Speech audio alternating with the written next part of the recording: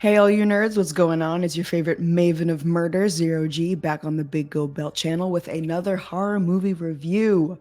Y'all, festival season is upon us, so we certainly have some work to do. Let's get it poppin'. I had the pleasure of catching Sydney Sweeney starring in 2024's new religious horror called Immaculate. So let's talk about it. So Immaculate recently just made its world debut at South by Southwest, and boy, were the fans chatty on the internet. The synopsis is as follows. Cecilia, played by Sydney Sweeney, a woman of devout faith, is offered a fulfilling new role at an illustrious Italian convent. Her warm welcome to the picture perfect Italian countryside is soon interrupted as it becomes clearer to Cecilia that her new home harbors some dark and horrifying secrets. Sounds pretty all right. Sounds like nunsploitation to me. So this film is written by Andrew Lobel and directed by Michael Mohan, and we also got Miss Sweeney in a producing role in addition to playing the lead.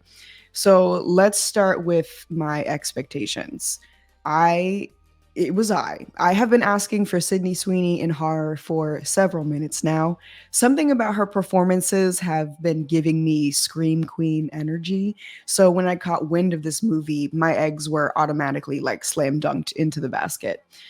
So furthermore, I love the fact that Sydney Sweeney did the damn thing to get this film off the ground and into our eyes. If you didn't know already, Sydney Sweeney has a production company called 50/50 Films. It was responsible for producing her rom-com hit Anyone But You earlier this year, and it also produced Immaculate as well. So the funny thing is, Sydney Sweeney actually auditioned for a version of this film over a decade ago. And the project, as many projects are in this industry, was just lost in limbo. So Sydney Sweeney in 50/50 film or production, sorry, fast forward to today, they picked up the producing role, tweaked the script a little bit, and then handed it over to Neon, who handled distributing.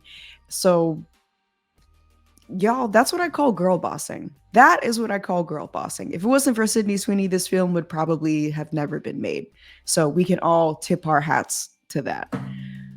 But the movie, though, the final product, I cannot sit here in my chair, look into my camera, and lie to you and tell you that I was not disappointed. But again, that's my fault for raising the stakes so high. This role just, it wasn't for my girl. Sydney Sweeney's performance only proves itself in the third act once the final girl forces start to kick in. You know, blood, guts, that kind of tense, quick sequencing. Otherwise, my opinion says not so good. I will blame it on the writing, I guess. I just don't buy Cecilia as our main character. The girl sure can scream though, which you guys know I am always happy to see that. Speaking of characters, Benedetta Porcaroli as Sister Gwen and Álvaro Morte as the father give great supporting performances. They are both super tenacious actors, but their characters almost feel like as if they were never meant to be addressed or fleshed out at all.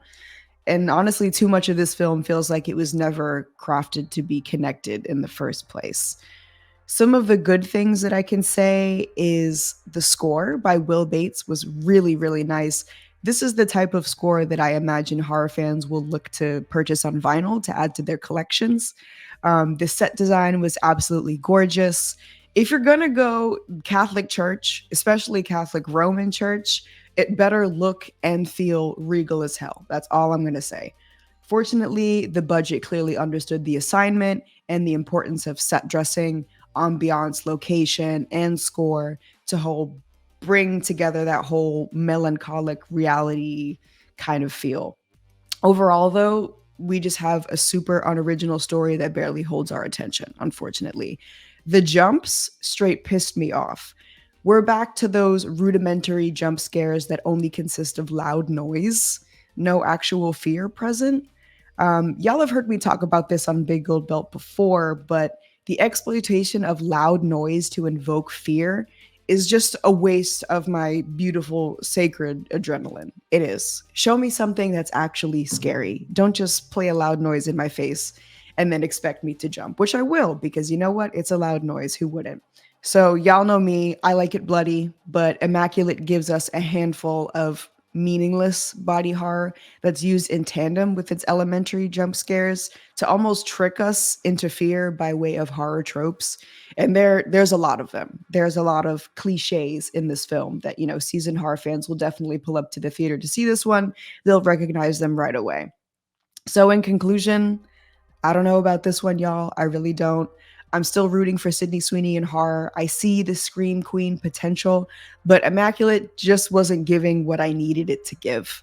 Regardless, let's all be good horror fans and pop out to the theater to support this one. There's a good chance you might disagree with me. And to be completely honest, I hope that some of y'all do. If you've seen it already, feel free to drop your thoughts in the comments below. And as always, I've been Zero Gravity. Thank you so much for watching.